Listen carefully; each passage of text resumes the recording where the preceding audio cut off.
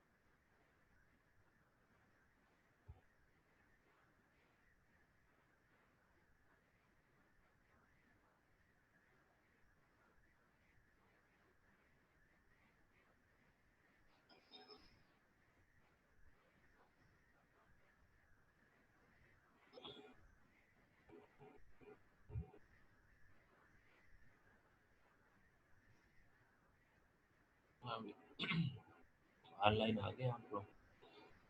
अच्छा भाई।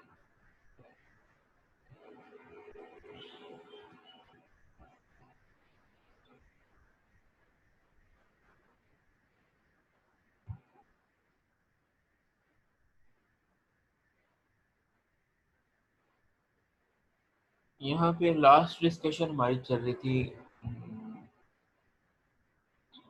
Conference paper के ऊपर, कि हम कॉन्फ्रेंस पेपर को क्यों अटेंड करते हैं, कॉन्फ्रेंसेस को क्यों अटेंड करते हैं। इसमें वो था कि आप अपना जो है, आप अपनी नेटवर्किंग और कॉन्टेक्ट्स को बढ़ा लेते हैं। Introduce your self to professor and other students, use business card if you have them, volunteer for service in some conference, आप जो है एज ए वॉलंटियर काम कर सकते हैं conference.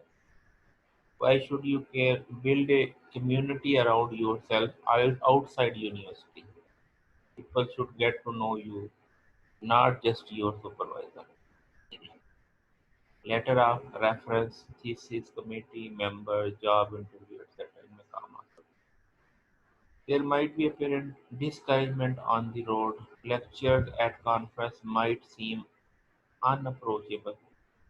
You might not have a track record in research. Don't stand around waiting for people to talk to you. Aggressive is a great quality. इसमें आपने वो शाय नहीं होना, बल्कि लोगों के साथ जो है वो लिंक बढ़ाने हैं। लिंक किस लिए बढ़ाने हैं? आपको मुख्तलिफ जगह पे काम आ सकते हैं कि आप लोग आपके काम को जानेंगे कि ये बंदा भी ये काम कर रहा है, और आपको भी पता होगा कि इस एरिया में कौन कौन काम कर रहा है। और आमतौर पे ऐसे होता है कि जो बाई फेस मिलने से अगर आप किसी को इम्प्रेस कर लेते हैं या कोई आपसे इम्प्रेस हो जाता है, तो उससे ये होता है कि वो जो टेक्निकल चीज़ें हैं जो आपको वैसे नहीं मिलती, जो पेपर में नहीं मिलते, आप वो भी डिस्कस कर सकते हैं, कोई बात पूछ सकते हैं, कोई मैटर ले सकते हैं। इवन लोग जो है अपनी एक्सपेरिमेंटेशन तक भी दे देते हैं। इसको डिपेंड करता है कि अगर आप उसके साथ कोई ऐसा रिलेशन डेवलप हो जाता है कि उन्हें लगता है कि आप काम करने वाले बनते हैं, तो फिर होता है, ऐसे कोई नहीं शेयर करता।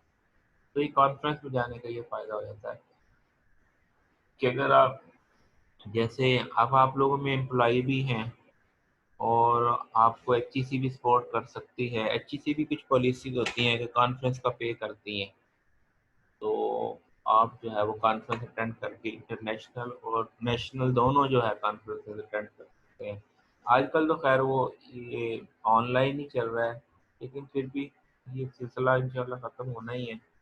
तो अभी आपकी ड्यूरेशन भी सारा ही पड़ा है, तो इसके दरमियान में आपको जो कॉन्फ्रेंसेस के चार्ज बनेंगे तो आप उनको भी वेल कर। इसके अलावा एचईसी वैसे भी एक्सपेरिमेंटेशन और कोलेब्रेशन के लिए 6 मंथ आपको अलाउ करती है। आप किसी यूनिवर्सिटी के, किसी और यूनिवर्सिटी के प्रोफेसर से कोलेबरेट करके अपना रिसर्च वर्क मुकम्मल करने के लिए कर सकते हैं, वो भी पॉलिसी है। आगे है जर्नल। जर्नल पेपर को क्यों प्रेफर किया जाता है? जर्नल पेपर को, जर्नल में है लॉन्गर पेज लिमिट। एक तो ये कोई पेज लिमिट होती है, आप अपना माफी मेरे अच्छे तरीके से प्रेजेंट कर सकते हैं। If you have too many experimental result to fit in conference publication then journal afford an opportunity to include them. Journal paper could recap or given an overview of entire research area। तो चूंकि वो page limit जो है number of pages को ज़्यादा allow करते हैं, इस वजह से आप अच्छे तरीके से अपने प्रॉब्लम बैकग्राउंड को और प्रॉब्लम एरिया को सारे को अच्छे से एक्सप्लेन कर सकते हैं, अपने एक्सपेरिमेंट्स को अच्छे से एक्सप्लेन कर सकते हैं। Journal review tend to be more detail, इसमें ज़्यादा डिटेल मांगता है।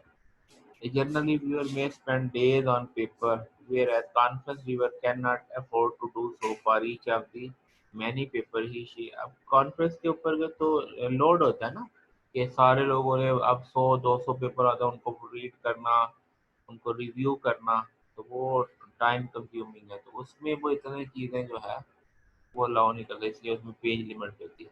Journal give opportunity to revise your work and resubmit it for review.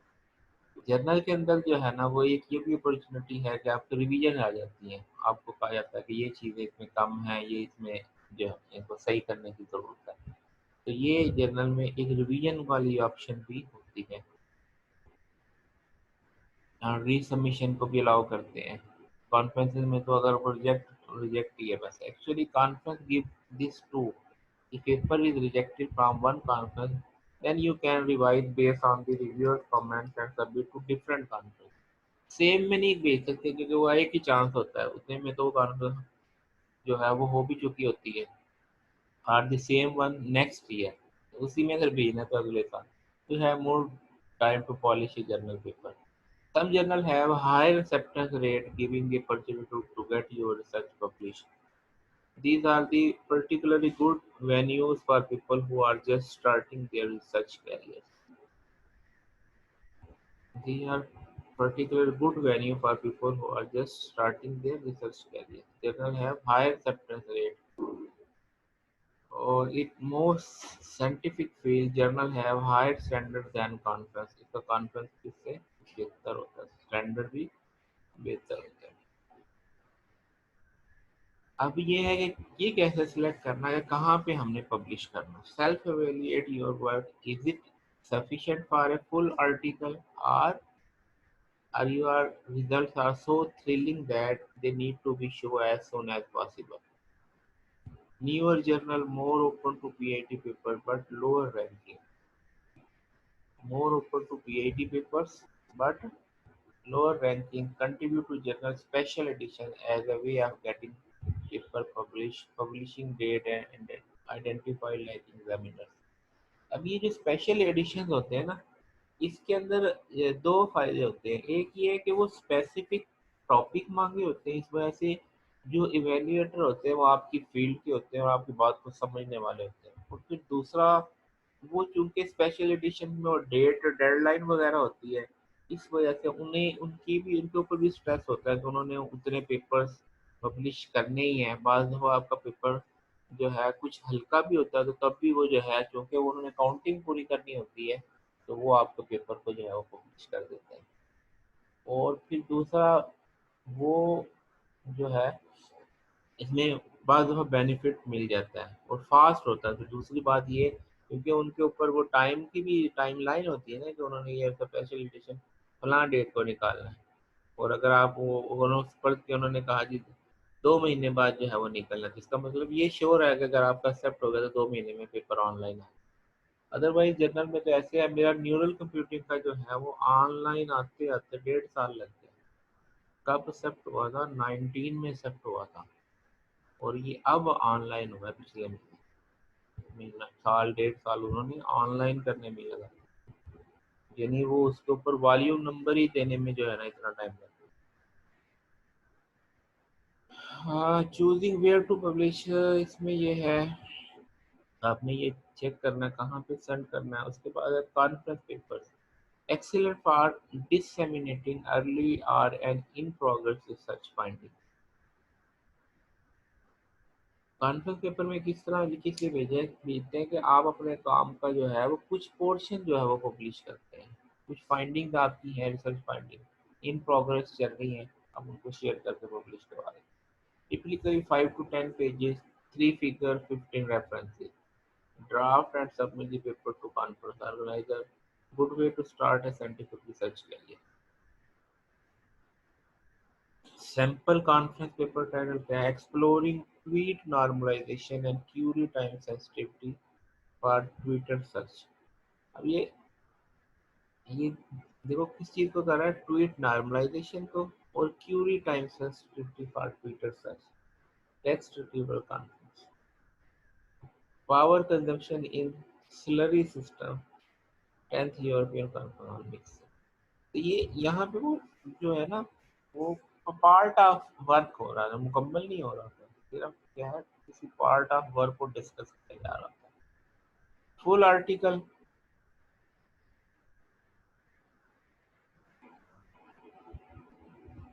अच्छा फुल आर्टिकल में क्या है, standard for disseminate complete research finding. इसके अंदर ओरिजिनल आर्टिकल, फुल आर्टिकल मुकम्मल फाइंडिंग होती है, typically 8 to 10 pages, 5 figure, 25 reference, draft and submit the paper to appropriate journal, good way to build a scientific research career। Sample full text cross document structure relationship identification using supervised learning. Ligand expansion in ligand based virtual screening using relevance feedback soluble non practical यानी वो मुख्तलिफ field से ये polymer political chemistry के जो है ये ऊपर वाला हमारे से रेलेवेंट एरिया है cross document structure relationship identification using supervised machine structural relationship identification using supervised. उसके बाद शॉर्ट कम्युनिकेशन आर्टिकल होते हैं quick and early communication of significant original advances much shorter than full article variable space hidden Markov model for topic detection and analysis knowledge base a proposed rapid screening technique for new reverse osmosis membrane biochemistry का ये variable space hidden Markov model for topic detection and analysis knowledge based systems ये क्या है short communication articles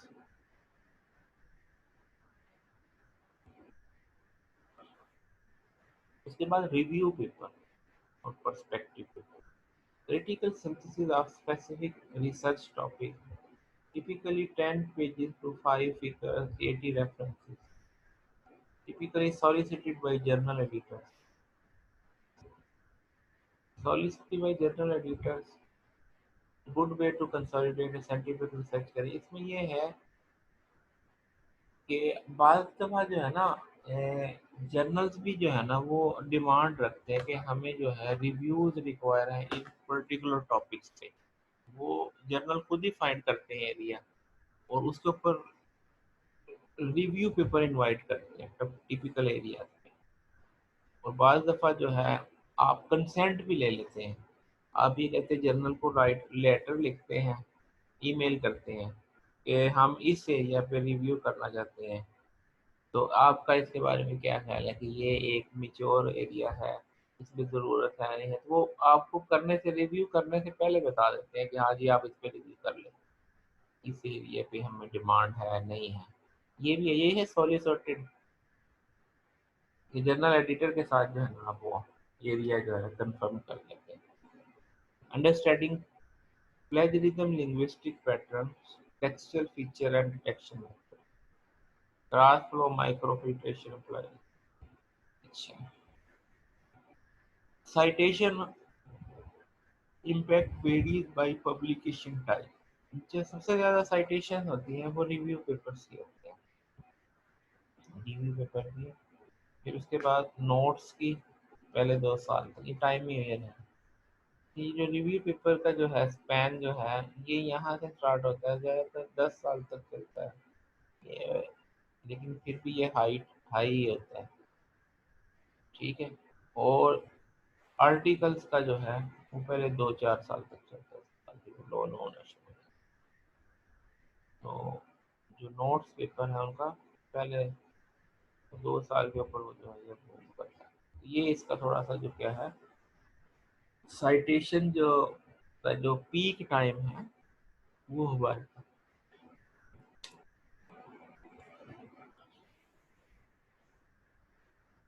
choosing the right journal investigate all candidate journal to find out कैसे investigate करते हैं आप उन जर्नल्स का एम एंड स्कोप देखते हैं एक्सेप्टेड टाइप इसमें जो पेपर एक्सेप्ट हुए हैं वो देखें ठीक है। और रीडरशिप देखें कि उनके रीडर्स कितने हैं किस टाइप के करंट हॉट टॉपिक्स ये जो करंट हॉट टॉपिक्स हैं ये आप देखेंगे अभी कौन से जो है वो पेपर छप रहे हैं उनके एब्स्ट्रैक्ट देते हैं रीसेंट पब्लिकेशन इससे जो है आपको अंदाज़ा हो जाता है कि आपको कौन सा रिव्यू पेपर है क्योंकि रिव्यू जो है एक साइंटिफिक मेथड है किसी चीज़ को गो थ्रू होने का। अगर आप सिर्फ इसमें एक चीज़ है कि आपको टॉपिक जो है वो आपको हजम करने वाला आपको मिल जाए कि जो आप समझते हैं अंडरस्टैंडेबल है तो बस सिर्फ इतनी सी चीज़ होती बाकी सारा चीज़ वो सिस्टमेटिक प्रोसेस है आपने उससे गो थ्रू होना है और आप जो है एक SLR पेपर लिख लेते हैं।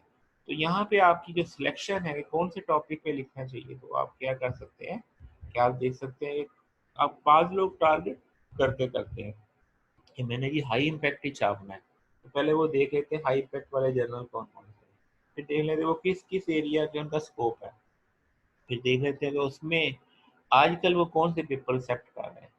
फिर ये इस तरीके से जो है ये चीज़ जो है आप सिलेक्शन में आपको हेल्प करती है। इसी तरीके से यहाँ हमारे पास जर्नल फाइंडर वो भी है एक यूटिलिटी कि आप फाइंड कर सकते हैं कि कौन सा जर्नल राइट है। एक तो ये तरीका है, जैसे एल्सेवियर है, उसमें यहाँ पे इंफॉर्मेशन है कि गाइड अबाउट ऑथर्स, सब ये तो वो हो गई क्या, view full AIIMS and scope, scope आप देखते हैं, ठीक है। फिर मोस्ट डाउनलोडेड आर्टिकल देखते हैं, ये एल्सेवियर में है, यहाँ पे जो मोस्ट डाउनलोडेड आर्टिकल वो आ रहे हैं, ठीक है। फिर रीसेंट आर्टिकल आ रहे हैं, तो ये चीज़ें हैं यहाँ पे कि इनका पैटर्न क्या है, इनका स्कोप क्या है, एम और स्कोप क्या है। हर जर्नल का एम एंड स्कोप होता है ना, तो वहाँ पे आप एम एंड स्कोप देख सकते हैं। फिर उसमें ये है कि कौन से पेपर ज़्यादा डाउनलोड हो रहे हैं, जैसे रीडर्स, रीडर्स का पता चल जाता है ना कि कितने ज़्यादा अच्छा रीडर। सर, रीडरशिप का कैसे सर असेस करेंगे? यही देखो ना, ये जो लिखा हुआ है मोस्ट डाउनलोडेड, इसका मतलब ये है कि जो पेपर ज़्यादा डाउनलोड हो रहे थे इसका मतलब इसके रीडर ज़्यादा हैं तो डाउनलोड हो रहे हैं ना। जी सर। ये लेकिन सर वो तो ये है फील्ड ना। वाइज हम कैसे जज करेंगे sir, field wise, subject wise? नहीं, अभी अभी फिलहाल तो ये यहाँ पे आपने देखा ना, पहले नंबर पे तो ये आपने देखा यहाँ पे तो ये लिखा है केमिकल इंजीनियरिंग साइंस का। आप पहले नंबर पे तो सिलेक्ट करेंगे जर्नल, जर्नल के स्कोप से आप देखेंगे कि ये मेरे मतलब का स्कोप ले रहा है कि नहीं ले रहा। फर्ज किया आप रिक्वायरमेंट इंजीनियरिंग में काम करना चाहते हैं, तो आपने वो देखना है कि कौन कौन से जर्नल है जो रिक्वायरमेंट इंजीनियरिंग के पेपर छापते हैं, ठीक ठीक हो है। गया सर। उसके बाद आप फर्ज किया वो मुख्तलिफ कम्युनिटी के जर्नल है, कोई एल्सेवियर का है, कोई साइंस डायरेक्ट का है, कोई IEEE का है, ठीक है, कोई ACM का है। तो उन वहाँ पे जो इनके ये पोर्टल बने होते हैं ना, जैसे ये है, वो यहाँ पे इसकी जो है स्टेटिस्टिक्स दे रहा होता है कि कोई डिफरेंट वे के आगे और भी आएंगे। अब ये स्टेटिस्टिक्स ये बताता है कि यहाँ पे अगर आपकी सिलेक्शन हो गई कि हाँ भाई इसी जर्नल में छापना है मैंने, तो अब फर्दर टॉपिक को नैरो डाउन करने के लिए आप देखिए कौन से टॉपिक के रीडर्स ज़्यादा हैं, एक बात। सही फिर है आप सर। यहाँ से देख सकते हैं कि रीसेंट आर्टिकल कौन कौन से हैं, यानी आजकल हॉट टॉपिक कौन से चल रहे हैं। ये तो हो सकता है, ये तो पुराने भी हो सकते हैं। ये जो मोस्ट डाउनलोड है, जारी बात है ज्यादा डाउनलोड होने वाला, जिसकी ज्यादा डाउनलोडिंग होगी यकीनन वो पुराना भी होगा, जी सर। ठीक है। तो पुराने होने से आपको ये अंदाजा हो जाएगा कि इस एरिया के रीडर ज्यादा है, इसका मतलब इसके अंदर रिसर्च भी ज्यादा होगी, आपके चांसेस भी है कि इसको लोग ज्यादा साइट भी करेंगे, जब इसकी कम्युनिटी ज्यादा है तो साइटेशन भी ज्यादा निकलेगी। यानी जिस एरिया के रिसर्चर ज्यादा होंगे तो साइट करने वाले रिसर्चर ही होते हैं ना, वो बाहर से तो नहीं साइट करते ना। ठीक हो गया सर। तो इस तरीके से आप ये सिलेक्ट कर लेते हैं कि भाई कौन सा एरिया आपके लिए सूटेबल है। यहाँ पे वो हॉट टॉपिक्स आ जाएंगे, हॉट टॉपिक जो रिसेंट के टॉपिक, यहाँ पे वो क्राइटेरिया आ गया कि आपको क्या क्या चीज़ें चाहिए। यहाँ पे इस पे आप ये देख लेते हैं कि इनका क्राइटेरिया टफ है कि लो है, इसके अंदर जो एक और भी चीज़ इसमें पता चलती है कि इनके कितने रिव्यूअर्स हैं, ये सारी चीज़ें जो है ना इसमें मुख्तलिफ टिप्स मिल जाती हैं। फिर इसके अलावा एक और भी चीज़ हम लोग देखते होते हैं, जो हमें वो देखते हैं कि जो पेपर जो पब्लिश हुए हैं ना, रिसेंट पेपर पब्लिश हुए उनमें देखते हैं कि सबमिट कब हुआ था और इसने पब्लिश कब हुआ है, उससे हमें पता चल जाता है कि इसका ड्यूरेशन क्या है। इसके अलावा भी कुछ और भी चीज़ें हैं, जैसे जर्नल फाइंडर है, जर्नल सर्च है, उसके ऊपर आप सिर्फ अपना एब्स्ट्रैक्ट देते हैं तो वो सारी इन्वेंट्री निकाल के लाता है, ठीक है। वो भी मैं आपको अगर इसमें ना आया तो मैं आपको दिखाता हूँ, ठीक है। अब जैसे यहाँ पे ये जर्नल का स्कोप है, ठीक है, ये रीडरशिप है, कंप्यूटर साइंटिस्ट हैं, इंफॉर्मेशन साइंटिस्ट हैं, फलां है, ये नहीं जो इसके बनते हैं, इस जर्नल के, वो हमारे पास ये आ गई रीडरशिप। ठीक है, ये स्कोप आ गया। ये किस किस एरिया के पेपर्स को छापता है। ठीक हो गया। अच्छा, उसके बाद don't gamble by submitting manuscript to more than one journal at a time. ये काम नहीं करना। उससे ये होता है कि अगर आपको किसी जर्नल ने बैन कर दिया ना, तो फिर वो आपका लॉस हो जाएगा, फिर आपका दोबारा पेपर नहीं जाना। वो समझे आपने एक दरवाज़ा बंद कर दिया। और हो सकता है अगर उनके इन्फ्लुएंस ज़्यादा हुए तो और भी लोगों को जो है वो अफेक्ट कर सकता है, कि मसलन 2 जगह आपका सेट हो गया। अब देखो, उन्होंने इन्वेस्टमेंट किया आपके ऊपर, कि आपका पेपर रिव्यू किया, आपको एक्सेप्ट किया, और आप कहे जी मैंने नहीं छापना। 2 जगह जो एक्सेप्ट हो गया। और बाज़ दफ़ा ऐसे होता है कि एक ही रिव्यूअर जो है, मसलन आपने किसी टॉपिक पे लिखा, उसके रिव्यूअर ही चंद थे, 2-4 लोग थे। अब आपने 2 जगह भेज दिया, दोनों ने उसी को भेज दिया। अब उसको तो पता चल गया, तो वो तो रिपोर्ट करेगा कि जनाब ये इधर भी आया हुआ है। तो इसलिए आपने ये गैम्बलिंग नहीं करनी। मोर देन वन जर्नल को एट ए टाइम नहीं सेट करना। इसके अलावा इसी वजह से ये लोग जो है ना, जब आप पेपर सबमिट करते हैं ना, तो वो आपसे पूछते हैं कि क्या ये पेपर कहीं और छपा हुआ है, कहीं और सबमिट है। तो उसके आपसे वो बॉन्ड लेता है, यानी आपसे ओथ लेता है वो। ठीक है जी। International ethics standard prohibit multiple simultaneous submission and editor will find out. ये आल्सो वेब पब्लिशिंग, यहाँ पे जो है ना, ये एडिटर अपडेट यहाँ पे आपको मिल जाएंगे। हमने क्या किया, the article in the paper reference will likely lead you to write journal। Article जो है ना, ये सबसे बेस्ट होते हैं, जो आपको जो है वो गाइड करते हैं कि इस जर्नल में भेजना चाहिए या नहीं चाहिए।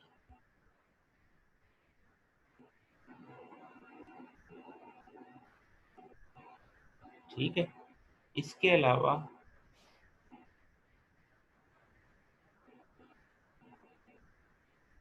ये रेफरेंस से भी जो है ना, आपका वो एरिया का जो है ना, वो पता लग जाता है कि जनाब इसने अच्छे पेपर यूज किए कि नहीं किए, और पेपर की क्वालिटी का पता लग जाता है। क्राइटेरिया फॉर चूजिंग जर्नल है scope of journal, audience, indexing, impact factor, publication frequency, time to review and publish. ये भी फैक्टर होता है ना, किसी को भी जल्दी है और एक पता है कि जनाब इसने 6 महीने तक इन्होंने हूँ हाँ ही नहीं करनी, तो फिर आप कहेंगे कि यार इनको क्या करना। Time to review and publish, friendliness of editor. कुछ एडिटर होते हैं कि वो जो है अकोमोडेट करते हैं, यानी आपको फौरन रिजेक्ट नहीं करेंगे, आपको रिवीजन भेज देंगे। फिर एक रिजेक्शन रेट भी आता है। फिर यहाँ भी ये जो लिखा हुआ है रिकॉग्नाइज बाई मोही, तो ये असल में मलेशिया की है। तो हम देखते हैं कि ऐसा जर्नल देखें जो एचईसी में एक्सेप्टेबल हो, हमारी प्रमोशन में काम आए, हमें बेनिफिट दे। तो हम भी अपनी जो है वो एजेंसी को देखते हैं कि एचईसी में एक्सेप्टेबल है कि नहीं है। ठीक है। फिर reference, copyright policy, do the article have similar or complementary methodological approach to yours, qualitative or will not necessarily sit well in quantitative journals। अब ये जर्नल्स की कैटेगरी होता है ना, कुछ क्वांटिटेटिव पे बिलीव करते हैं, कुछ क्वालिटेटिव पर बिलीव करते हैं। ठीक है। तो जिस कैटेगरी का जर्नल होगा तो वहीं पे send. Are the editor and the member of the editorial board respected research in your field.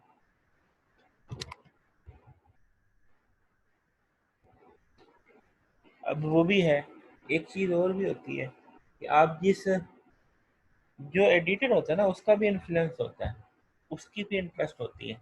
अगर तो आपका जिस जिस जर्नल में भेज रहे हो उसका एडिटर आपकी एरिया का है, इसका मतलब उसकी इंटरेस्ट डेवलप होगी कि यार इस एरिया में छपने चाहिए, क्योंकि उसका खुद का भी इंटरेस्ट होता है।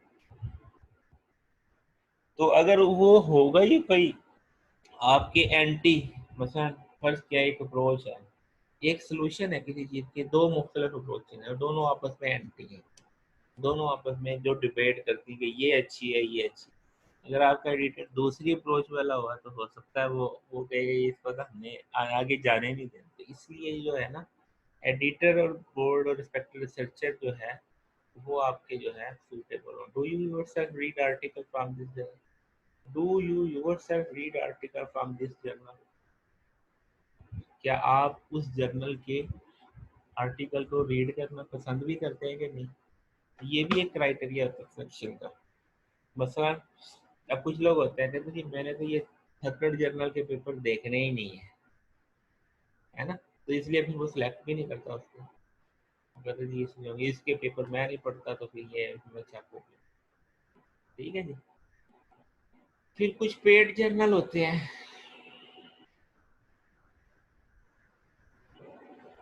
Paid journal unprofessional exploitation of author pays model of open access publishing for their own profit.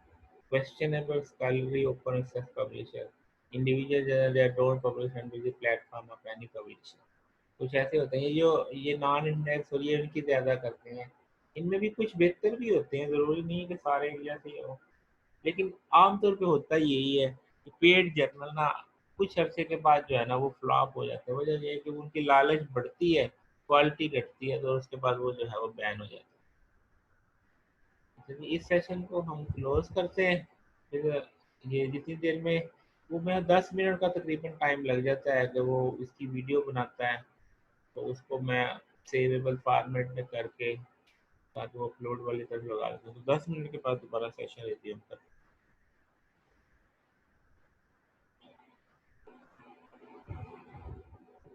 आज ये भाई क्यों नहीं आ रहे? सनिया आ गया, सादिया, फोरम, अब्बास और वो क्या नाम है वो गुजरात यूनिवर्सिटी वाले नहीं आ रहे, क्या नाम है उनका? तो, सर उनका नाम है तसद्दुक। तसद्दुक भाई क्यों नहीं आ रहे? पता है सर। उनसे राब्ता नहीं हुआ? राब्ता तो करें, पता तो करें क्यों नहीं है वो सर क्लास उससे में। कॉल कर लेते हैं, कॉल हाँ जी, करके आप पता कर करके लेते हैं। पता करिए क्या कहते हैं।